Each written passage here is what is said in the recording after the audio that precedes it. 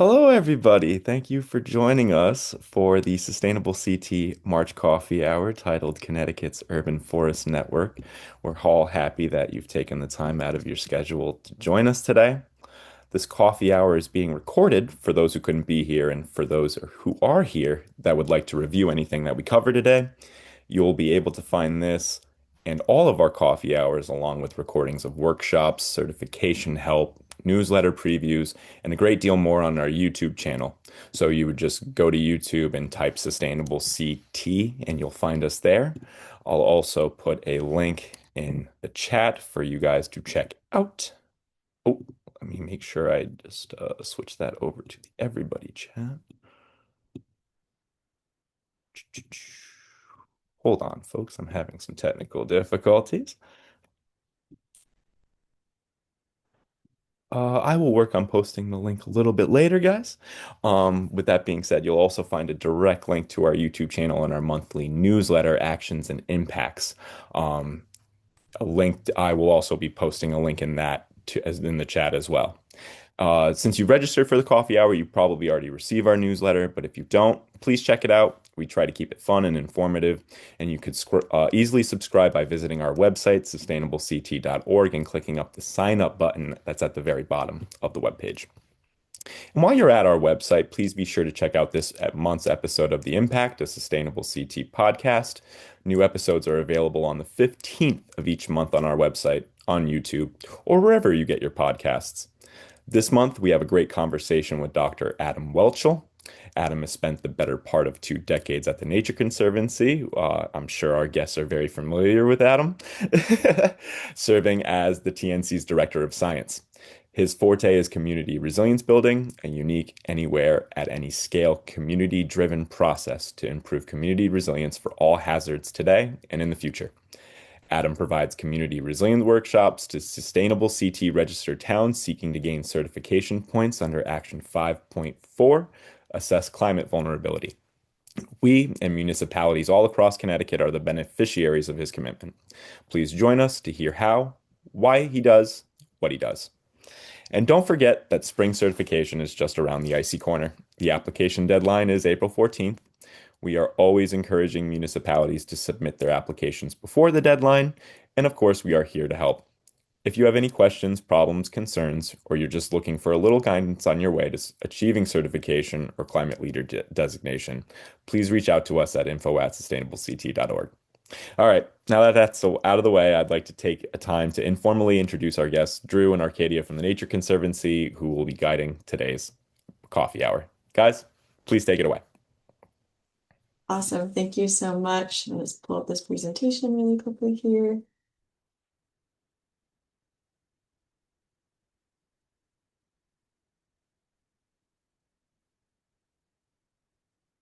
Um,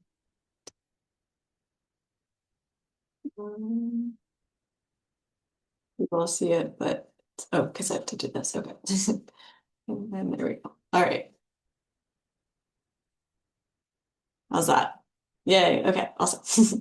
Cool. Hi, everyone. So good to see you all today. We're here to talk to you about the Connecticut Urban Forest Network project. My name is Arcadia Davies, and I'm the Urban Forest Network Manager, and I'm joined here by my colleague. If you want to maybe jump in and introduce yourself. Okay, I'll just introduce Drew. Got Drew Goldsman here, who's the Urban Conservation Director. And we're here on behalf of the Nature Conservancy, which, if you're not familiar, is a global organization, but with chapters in 50 states. And so we work for the Connecticut chapter, our local chapter here. And as an organization, we share the mission to conserve the lands and waters on which all life depends. And we work closely with Adam Welsh, who just got the shout out as well. So lots of different connections here. Today we're going to be talking, like I said, about the Urban Forest Network. So here's just a brief overview of some of the points we're going to be going through. We're going to start with the history of TNC's urban work here in Connecticut, discuss a little bit about why we're using this network approach, and then some of the goals of this work. And then we're going to dive into why trees and the impacts of extreme heat, and an insider look into the network programming. And then lastly, some ways for you all to stay involved. And then we'll end with a question and discussion section. So I'm going to pass it over to Drew. Thanks, Arcadia, and good morning, everybody. It's so Wonderful to be here with you all. Thank you, Torin, for the kind welcome.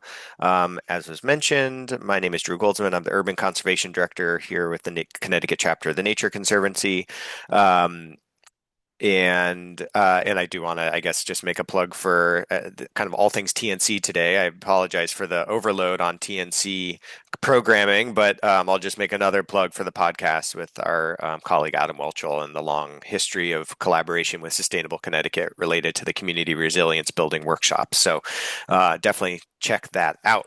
And so, yeah, I'm going to talk a little bit about kind of the history of our work, how the Nature Conservancy found itself at the helm and stewarding a large federal award to cultivate and strengthen Connecticut's urban forest network. So, as some of you know, I know there are some friends here on the list, some folks who've been involved in some of our work over the years, and definitely some who are kind of deep in partnership with us on kind of initiative implementation as we move forward. But so some of this will be a refresher, but I think there's a lot of folks who this might be relatively new for. So I'll take one step back even from this slide. As Arcadia mentioned, gosh, let me start my timer. Sorry.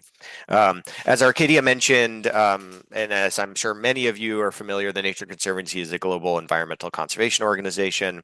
The bread and butter of the organization over the last 70 years has been land protection. That may be what many of you are most familiar with the organization. We own and manage about 15,000 acres across 64-ish preserves in Connecticut, have another 15,000 or so under conservation easement that we have legal responsibility and duty to steward.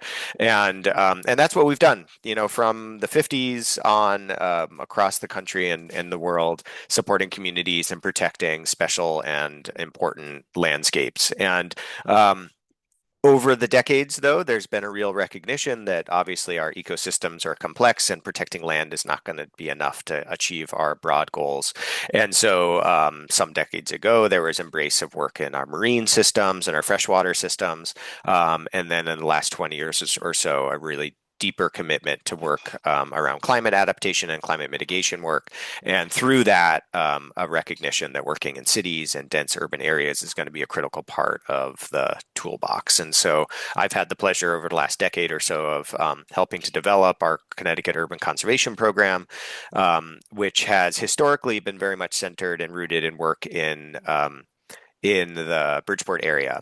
And as you can see here, this is a tree planting from pre-COVID, actually, so that helps date things a little bit, that we were doing in the East End neighborhood in Bridgeport. But what we sought to explore in partnership with community-based organizations and the municipality in Bridgeport were ways in which we could leverage the power of nature to address critical infrastructure and social challenges. And so we want to both explore ways in which nature can better be utilized as a piece of infrastructure. So that's in a bit more of a utilitarian framework of kind of making sure that municipalities and communities are embracing nature for all of its incredible kind of infrastructure benefits that it provides. So seeing it in some ways at a bit more of a traditional way, and then simultaneously making sure that we're addressing inequities in access to nature and all of its benefits. And so that has centered us a lot around stormwater management and nature-based solutions and green stormwater infrastructure for stormwater management,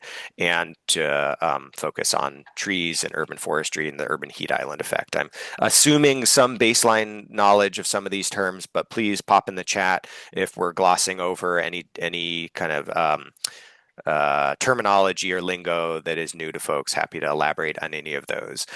Um, and and so through that work, over years of working in partnership with community groups in Bridgeport and getting to know folks in particular through the Connecticut Urban Forest Council, a statewide organization focused on addressing or providing education and other opportunities to support the urban forest community in Connecticut, we started to discover some systemic barriers that have ultimately helped to inform this network project. So we can move to the next slide, Arcadia.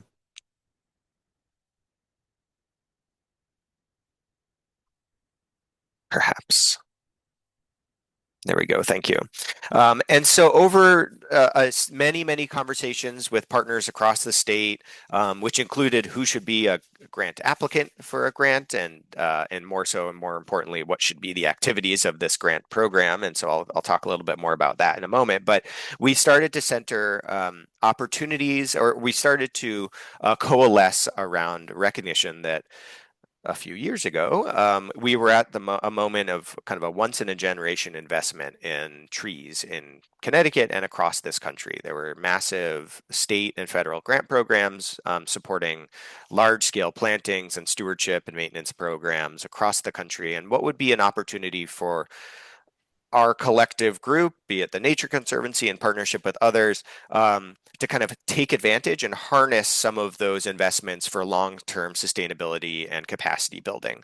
And so we came upon a series of different efforts here around building knowledge and sharing. We often really kind of, this program is centered on the recognition that, as you all know, and as Sustainable Connecticut seeks to try to address in many ways, we have 169 towns, municipalities across Connecticut. We love that story. We don't have county government. Thank goodness for the COGs. I see some of our COG colleagues here, so thank goodness we have our COG friends as to help us with some regional thinking. But otherwise, right, we have 169 municipalities, and we're all often doing our own thing. And sometimes we think we're all doing the best thing. Sometimes we think we don't know what we don't know, and we're not doing a great job. And so we saw an opportunity to foster greater connectivity across communities, and really help communities learn from one another to scale up and take advantage of the expertise across the state. So that's a big core part of this. We also want to make sure that we're supporting kind of expansion of our network. And I should just say, we are not building a new network. In many ways, what we're trying to do here is kind of honor and name and put a greater sense of identity to the existing network and networks of networks around all things urban forestry. And so we want to make sure that we're making that as inclusive as we can, casting a really kind of wide net to bring others in who might be kind of adjacent to urban forestry. Of course, the health sector, of course, has seen itself in this work, and we see them in it, but we want to deepen some of those collaborations and partnerships. And all of this is in service of growing and expanding our tree canopy and addressing the urban heat island effect and the human health impacts of those. If you want to go to the next slide, and I'll just also share, as we kind of make a kind of articulate a bit of kind of some of the core partners in this work, I'll say, as I haven't yet, that so what we coalesced around was this Connecticut's Urban Forest Network project, a series of interconnected initiatives to support and build capacity across Connecticut communities.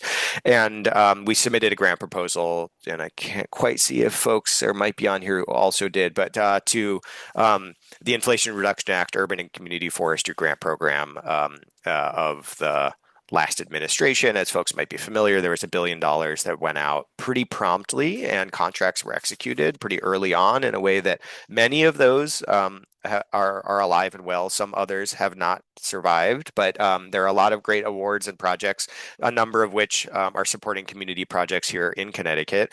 And so we were recipients of funding through 2028 that is helping to support our capacity to therefore then support community capacity across the state. And so here's a representation of some of the core partners that we have in our steering committee and advisory committee. I want to make very kind of clear at this point that much of this is also in service of the goals of Sustainable Connecticut and all of your community goals in achieving Sustainable Connecticut certification. So section 3.9 of related to the woodlands and urban forests, I get that name wrong, has a series of actions related to urban forest planning and implementation. And I think Torin might be about to pop some of that information in the chat there. We have that ready as well. And so much of this is meant to be in service of the incredible kind of portfolio of actions that Sustainable Connecticut is already seeking to support. And so that's another key part of this, and really excited about the matching grant program that I know many of you are familiar with that Sustainable Connecticut runs to support implementation of some of those activities. And so I think next slide. Okay, and so this is kind of a bit of a basic overview of how we conceptualize networks and building and expanding our networks. Again, we recognize that much of this work is happening in a really beautiful, organic, messy at times way, and so if you want to just kind of cycle through these Arcadia, right? This is kind of a visual representation of how we're seeing bringing in additional non-traditional partners, how how we visualize and hope to aspire to creating new connections across communities, within communities and across communities. So that's kind of a two-pronged approach that we take. And so some of that is related to non-traditional partners, and some of that is just about deepening connections across existing organizations and communities. Next slide. Forgetting, do I hand it to you here, Arcadia? Okay, and so I am now going to hand it over to Arcadia. As she mentioned, Arcadia is our Urban Forest Network Manager and is on point for helping to manage our team, which I'll just maybe mention. We have two other folks on our team, Anjali Khanna, who's our Urban Forest Network Coordinator, and Joshua Deanda, who's our Urban Conservation Project Manager and leads a lot of our on-the-ground support for capacity in a series of communities across the state. So over to you, Arcadia. Great, thank you. Yeah, I'm going to talk a little bit here about the goals. So Drew just, laid out a breadth of information here about the history of this work and what inspired it. Just to summarize, like what are we really working towards here? So we have two kind of primary goals that we're working on. One is facilitating connections between those involved in urban forestry as well as those not yet involved to increase urban forestry engagement and capacity. So that really speaks to that network map that we just looked at. And then secondly, we're working on reducing extreme heat by stewarding and expanding Connecticut's urban forests for the health and well-being of Connecticut's residents. Here's a little bit more information about why we're specifically interested in extreme heat. So across the world, extreme heat is the number one weather-related killer. And in the US, we certainly feel the impacts of that. We see here in this first point that we have increased emergency room visits and hospital visits and an additional about $1 billion in healthcare costs a year because of extreme heat. We also see that there is ways of managing this and that canopy coverage, especially when exceeding 40% on a city block can provide up to 10 degrees of cooling, and that's daytime air temperature.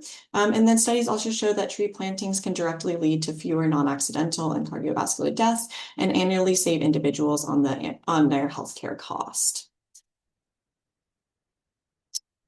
So to localize this a little bit, here in Connecticut, we have over 1.1 million people that we've identified as living in areas with less than enough tree canopy coverage. And this data we got from the Connecticut nonprofit Data Haven, who helped us in calculating this through block groups calculations of areas with less than 35% canopy coverage. And through that, we identified this 1.1 million number. And then we also see here on this graph right below that in Connecticut neighborhoods that are at least 5 degrees hotter, that people oftentimes, or adults, note that they're struggling with more physical and mental challenges. So we can see the direct impact right here in our own state. And then this is just to showcase that this is not happening sort of equally across the state, but that certain areas are more susceptible to this. So here on the left, this map showcases canopy coverage by block group. So again, looking back, that's the same data that got us that 1.1 million number. And then on the right here, we can see those exact areas where they're experiencing the less than 35% canopy coverage. And so as you can see, this is not a distribution equal across the state, but that certain areas are experiencing this more than others. And then this here, so we have the same map here on the left, that's sub 35, and then we can see that there's a pretty direct correlation of those are similar areas to the regions where people are experiencing more heat vulnerability as well. Okay, so I'm going to dive a little bit in now to like what is the program actually doing now that we have all the sort of context for the whys. So there's kind of 4 different categories to this work. As Drew mentioned before, we're really interested in sharing knowledge across communities, right? We recognize that people are already doing this work across the state, but what would it look like for people to have more opportunity to collaborate with one another?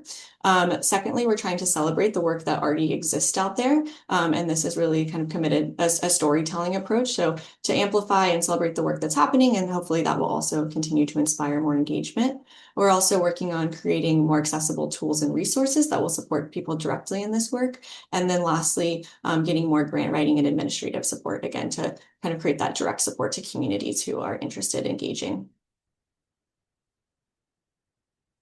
All right, so here is the first sort of category of this work. And this is our peer learning exchanges. We're really excited about these. We're launching them actually this spring. The first one will be on March 31st in the MetroCog region. So this has been a collaboration with Deep and Sustainable CT and the Councils of Government. So good to see so many of you here. Big shout out to Sustainable CT and helping us form a lot of these relationships or connected with the Councils of Governments across the state to lead these, and then to all the Councils of Government that we've been working with in helping to implement these programs. So this is an opportunity for people within a COG region, and then people, including like municipal staff and community members and community leaders, nonprofit employees, to get together also with statewide and technical experts, and as an opportunity to share about the work that they're doing, particularly those from the COG region, to share about the different models that people throughout the municipality are using in their urban forestry work, and then to have opportunity to workshop ideas, projects, and challenges with direct feedback from other local folks, and then also people from across the state. And also, we hope here is an opportunity to start building more collaborations as well to leverage one another's projects.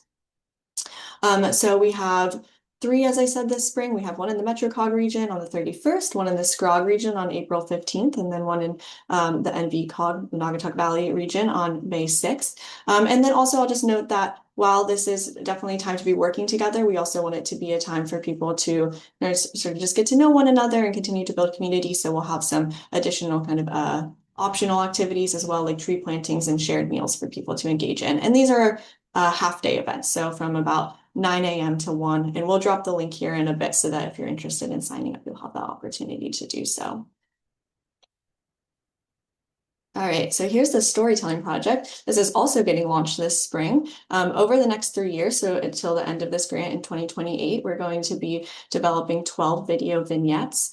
These will be about 3 to 5 minutes in length. And they're to, as I mentioned before, to celebrate the knowledge or to celebrate the work that people are already doing across the state. And all together, they'll kind of speak to also the environmental and health benefits of trees. So each one will be an individual story, but as a series, it'll speak to this larger kind of landscape of urban forestry across the state. And then we also, hope for these videos to be something that each community that is highlighted in the videos can also use to continue to showcase their own work and feel some pride in the great things that they're doing.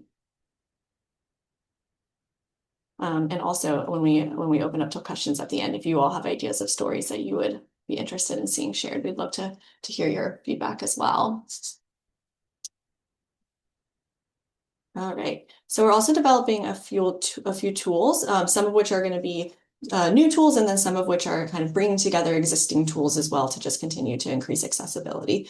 So one that we're really excited about is we're working on an urban and community forestry needs assessment questionnaire. And so this just got launched. We'll also drop a link here in a little bit for that. Would love it if you all would be interested in taking it. And that's to help us to get an idea of what work is already out there in the state right now. What are people struggling with? What is working well for people? And then this will help to start to continue to inform the programs that we're doing. So like I said, or like you've seen, we have a pretty kind of specific already series of programs, but this will help us to make sure that we're catering them to best meet community needs.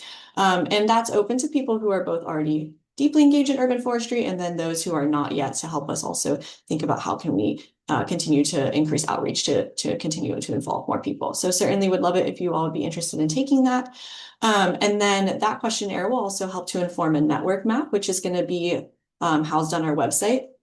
And it's going to be a visual representation of the landscape of urban forestry as it currently exists. So it'll basically be kind of an interactive map where people can use toggles to focus in on different regions of the state, or maybe different categories like direct urban forestry work or community organizing work, and see who's out there, who's doing the work, and make their their own direct connections. And then lastly, that gets to the website itself. So we're excited to have just launched this, I'd say probably the last month or so. And this website is going to house all the information about the network project, the videos that we're talking about, this network map, and then we're also working on coalescing a series of other resources and tools that already exist for urban forestry work and case studies, so that that's all very easily accessible for those who are both already deeply involved in urban forestry work or looking to get engaged, to have those kinds of tools and resources easily available to them to get started in that work or to further that work.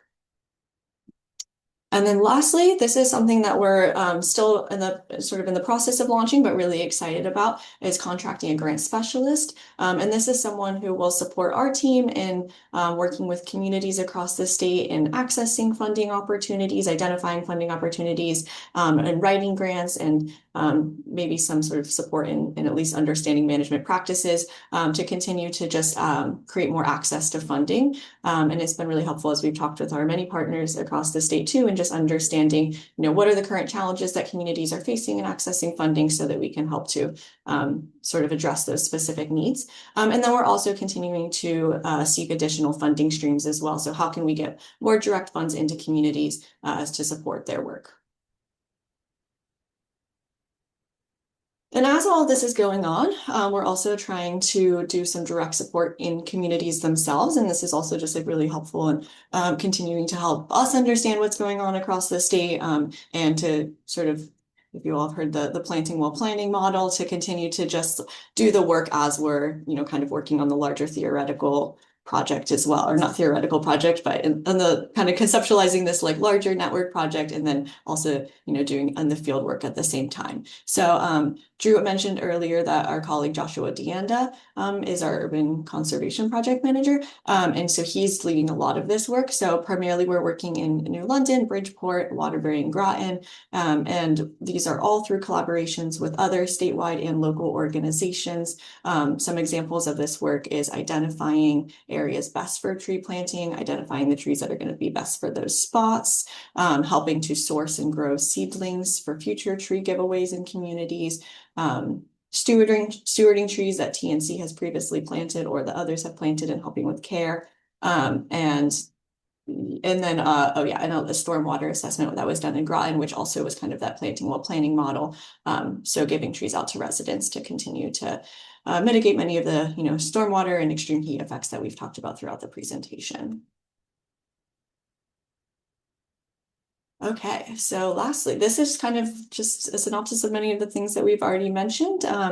Maybe we can drop some of these links in the chat. So if you're interested in getting involved, here's some opportunities for direct engagement. So as I mentioned, we have this website that we've recently launched. We're also going to be launching a quarterly newsletter, I think this April. And that's going to be an opportunity to continue to stay updated on funding opportunities, case studies, events that are going on, stories from other people who are doing this work across the state. So we're really excited about that.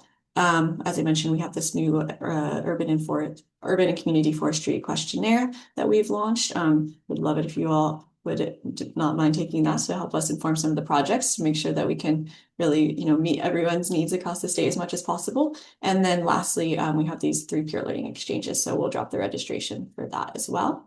And if you have any other questions about the network project, you're also welcome to reach out to me at my email here.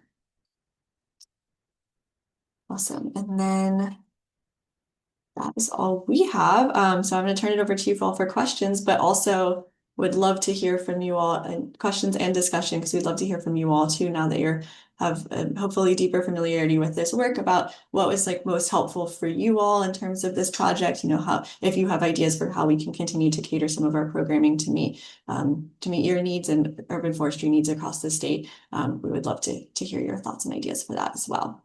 So, okay, on there, Drew, is there anything else you want to add before we? The only thing I'll add is, like, I know we haven't had a lot in the chat, but the conversation, or the questions that folks are asking in the chat, is kind of exactly the type of collaborative peer-to-peer learning that we're seeking to cultivate. So thank you all for kind of living this in real time with us.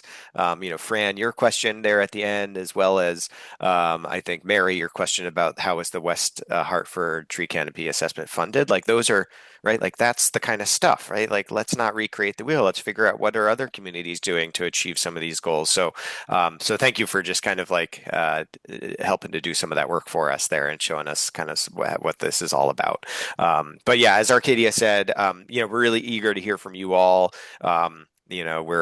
We still have opportunity to refine, revise, make sure that the efforts and the capacity that we're able to bring to this space is being deployed in the ways that it's most useful to you all. And so we want to hear, and that needs assessment is one way to tell us that, but we're all ears as well here. And like Arcadia and Torin posted there in the chat, we have these 3 upcoming peer learning exchanges. Please join us, not feel free. Please join us. We're really eager to have some deep conversations there with our COG partners and Sustainable Connecticut and others. So, and then for folks who are not in those 3 COG areas, just heads up, we're planning then the subsequent series of peer learning exchanges across the rest of the state to make sure that all communities in the state are have the opportunity to kind of go through one of these peer learning exchanges as well. So stay tuned. The rest of those will likely be in the fall. But yeah, without further ado, I don't know, Torin, if we want to hand it to you, or thank you all for having us. And yeah, we're happy to have a conversation here. Yeah, thank you guys so much. This was a really informative presentation.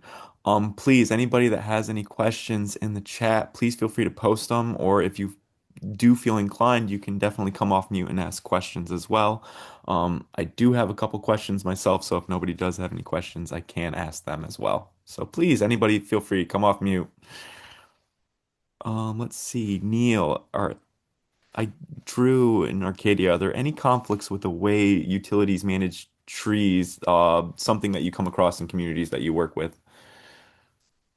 Yeah, I'll take a crack at that. And I do want to flag, I know Mary Hogue is here with us as well, and she is a co-leader of the Connecticut Advocates for Trees. So, Mary, I love it. Feel free to jump in here as well, Mary and the group there. And I think Fran, you've been a part of that as well, and many others. So, again, that's a kind of the way that we envision this effort as a kind of a staffed opportunity to help cultivate this network of networks. And so we're excited that there's just so much energy, and we hope to help to kind of further find opportunities to make those connections.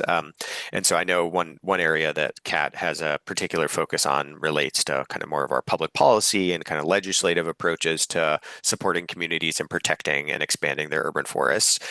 In this case, all things utilities is just an ongoing challenge and opportunity. I do think that a lot of the aggressive cutting that utilities and municipalities do, and as Mary said, they just remove them. It has been in many ways, I think, what's energized a lot of folks to get more involved. I think a lot of people get involved in tree and urban forestry work.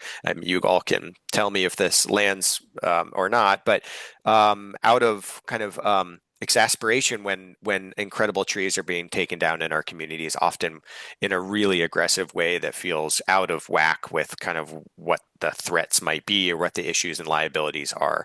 And utilities, of course, are one of the biggest players in that. And right, like utilities get sued up the wazoo when we have a big storm and we have communities that are out of power for 10 to 14 days or whatever it might be. And so, I think there's a natural tension, of course, there in terms of the fact that we have trees planted on our streets that have not been stewarded for 50, 75, 100 years, some of which were planted prior to there being overhead power lines on those streets. And so I think we have to recognize that there are some pretty kind of sticky, thorny tensions at play there. The utilities are very risk averse, and so they don't know how to do this well. And so I do think that we see that as a really important part of this for sure, in terms of educating, working with utilities to have much more thoughtful management practices. Unfortunately, I do think, again, we have a lot of trees that have not been well managed and cared for many decades. And it's very hard to make cuts on a tree. I don't know if we have any arborists on the call here, but right, when you've got a 100-year-old oak on a block, it's very hard to make structural prunes that are going to lead that tree to, not be now threatening power lines and still allow that tree to survive. There are ways to do it that are better than what is happening. I don't want to deny that, but there's that's a tension. Like that's a real challenge. And so I think it's about both working with our utility partners to better, improve their management practices and be less, not to say risk averse, but just be more thoughtful, and to make sure that folks are investing, be it the utilities and our communities, in kind of and this is a bit of a more traditional forestry concept, but successional planting. So we need to be sure that while we're recognizing the incredible value that our mature trees provide, and I will just acknowledge, right, like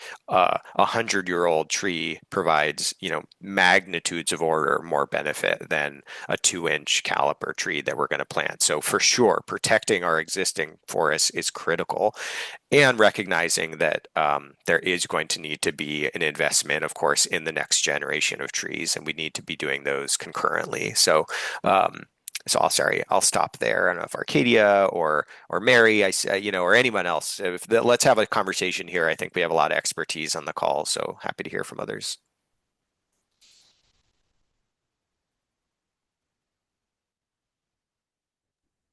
Sorry, I'm not feeling well, so I'm staying off camera. But yeah, I just want to talk a little bit about the Connecticut Advocates for Trees. It's an outcropping of the State Vegetative Management Task Force of 2012, and we gave our report, and we were supposed to disband, but we kept talking because we love talking about trees.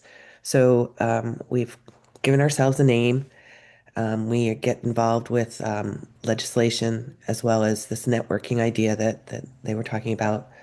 And we meet monthly on the first Monday of the month.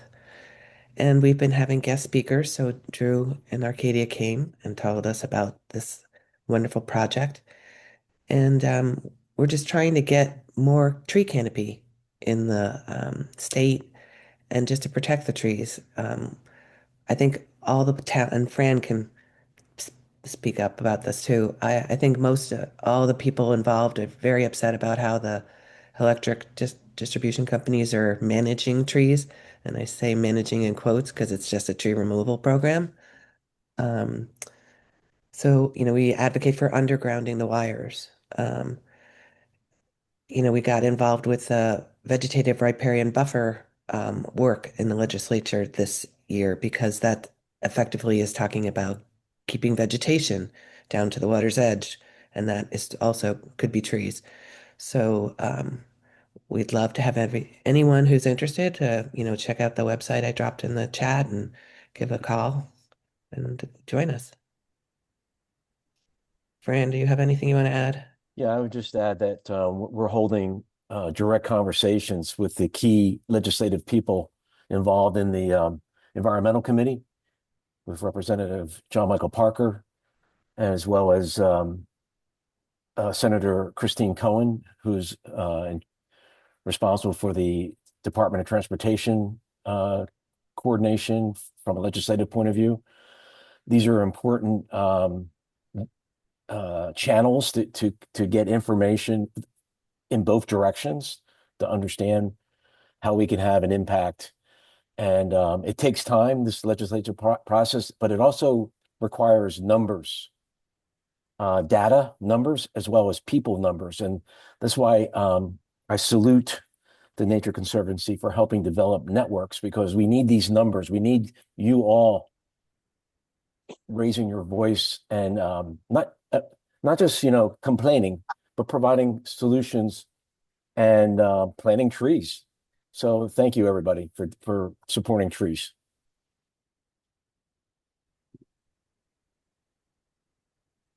Thanks, Fran. I think Ebony, I think has a question. Yes, a question and a comment. So thank you for this presentation, and I just want to share how critically important this work is. And so I have a question. Drew, you spoke about the next generation, planting the next generation of trees. I'm really interested in the nexus of planning and planting the next generation of arborists and conservationists, especially with our young people. So what are the opportunities for educational and more grassroots academic in schools without walls, so not necessarily in a school system, but schools without walls? Opportunities are there for community members and young people especially to engage and not only the awareness, but actually the advocacy and the action of your work. Okay, do you want me to take a crack, start that one off? Yeah, you can start off. Sure. Ebony, thank you. I appreciate that. I'll say it's also like really front and center on my mind. I don't know if folks were able to attend yesterday's Connecticut Urban Forest Council conference. So I don't mean to just kind of refer back to all the wonderful things I learned there, but it's just very fresh on my mind. So there was a lot around tree protection and the laws, particularly from some other communities like Washington, D.C., in terms of the ways in which the municipality is really going hard on enforcement for folks taking down trees on public and private property that don't need to be taken down. So all sorts of interesting stuff there. Ebony, to your point, I guess my response is yes, and that this effort is seeking to foster greater connectivity between and across communities in which there's a lot of this incredible work happening.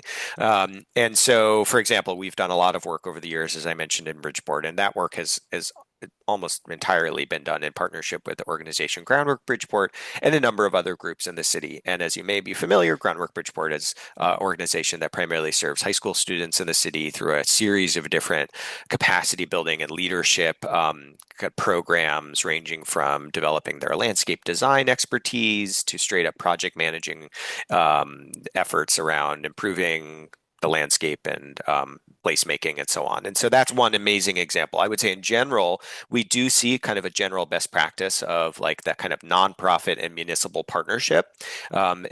Every community that seems to have the kind of the strongest type of effective urban forestry program, it generally has that kind of a partnership. And often that nonprofit community partner does a lot of the kind of direct engagement with youth and others in their community. And so I think that definitely as a model, that is critical. And something maybe I'll end, Ebony, is just to say I think that we have a long history. Definitely, the Nature Conservancy and the kind of broader environmental conservation world has a long history of speaking a particular type of conservation language that has historically been very exclusionary of many communities, and particularly at folks living in cities. To be honest, I should say I'm an urban planner by training. I'm a big believer in the environmental benefits of urbanism and density, and that folks who live in cities, of course, deserve to have the full and robust benefits that nature can provide. And we have a long history of not engaging folks in cities, and so I think that a part of this, and I'm not saying like, and TNC is like super late to the game in a lot of this. And a lot of folks have been doing deep and incredible kind of city environmental justice based work. And so I definitely think that continuing to seek opportunities for those partnerships, and finding the resources and just doing the work, be it workforce development, be it just job training and educational opportunities, and just finding those opportunities for folks to get to know their trees and be involved in planting and stewarding that next generation. So I don't know if that's quite as specific of an answer, but all of the above for sure. Can I hop in there with a couple other points? But yeah, thank you. Yeah, I love the question. I used to be a teacher, so always sort of appreciate that angle of thinking about things. I just wanted to note too that Josh, our colleague, is working in Waterbury right now, and there's a partnership with a high school there to grow seedlings.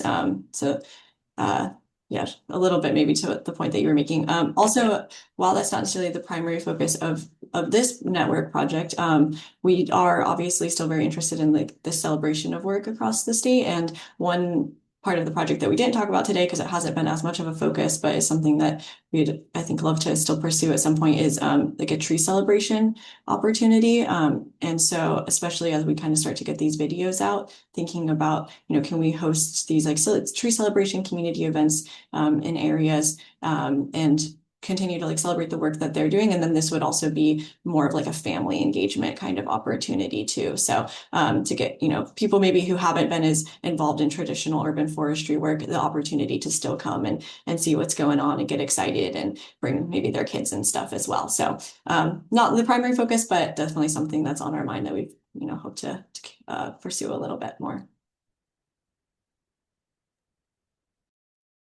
Yeah, Mary.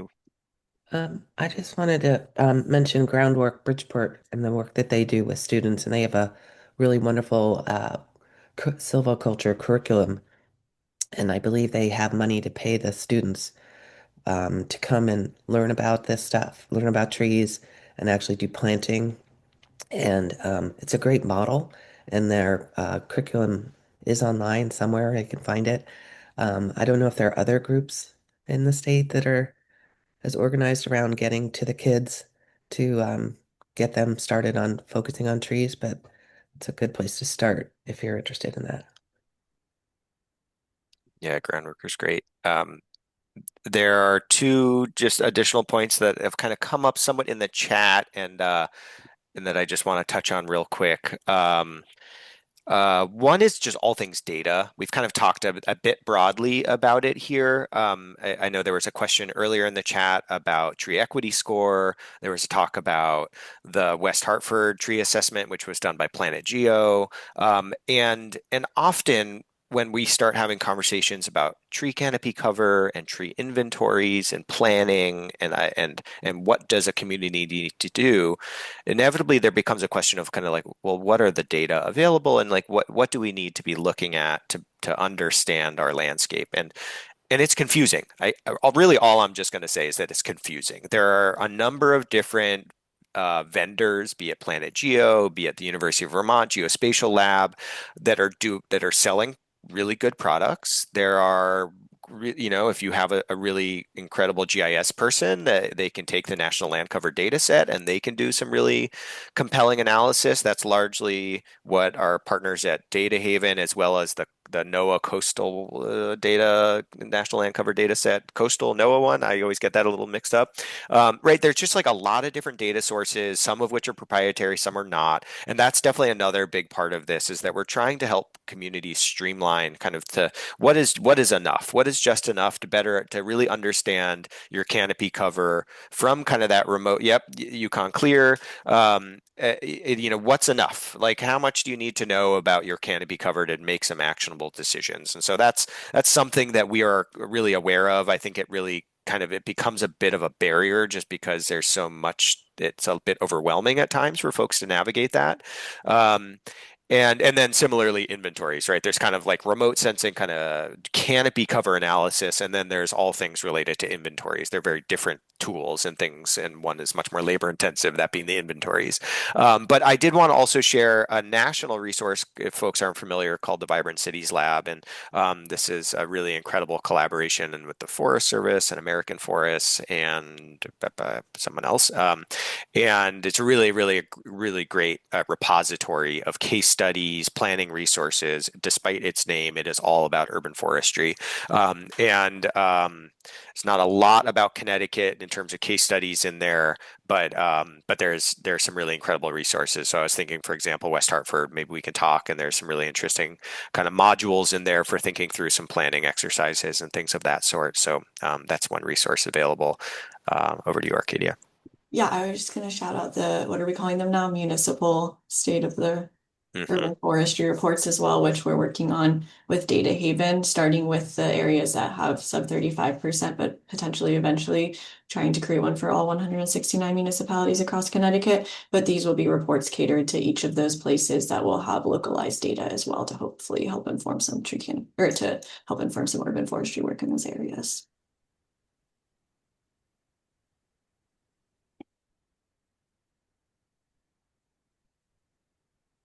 Well, wonderful. I don't really see any other questions in the chat. Does anybody else want to come off mute?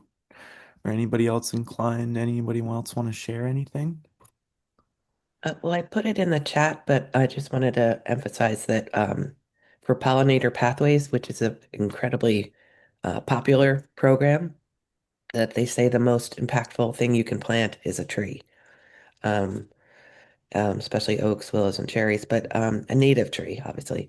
And I think that trying to do the messaging from a group or a topic that's really, really popular sort of gets you in more easily than just talking about trees. And I think that there might be a lot of pollinator people on here that could be helpful.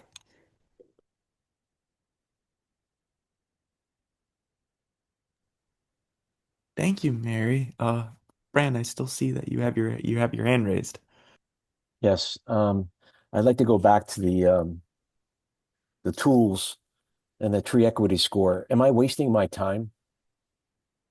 Is it really? Uh, Is it a tool that has been used successfully? Is it a tool that I should use? I It think seems like it's so irrelevant. It's relevant to what you're doing with Bridgeport, Groton, New London. But yeah, tree equity score is fantastic. Definitely, no, I think we're a big fan of it. I will admit, our federal funding has now there are some impacts on the way we can and can't talk about our work, to be honest. So oh my we God. are navigating a bit of that. So that's why so as folks might be familiar, the federal grant program, the Inflation Reduction Act, Urban and Community Forestry Grant Program, was governed at the time by the CGEST tool, the Community Climate and Economic Justice Screening Tool. And that was the social vulnerability index of choice that the Biden administration was using to govern the Justice 40 initiative, which was directing funding to environmental justice communities for infrastructure spending at the federal level. CGES no longer exists. And so I'd say programmatically, we are having to navigate some of that.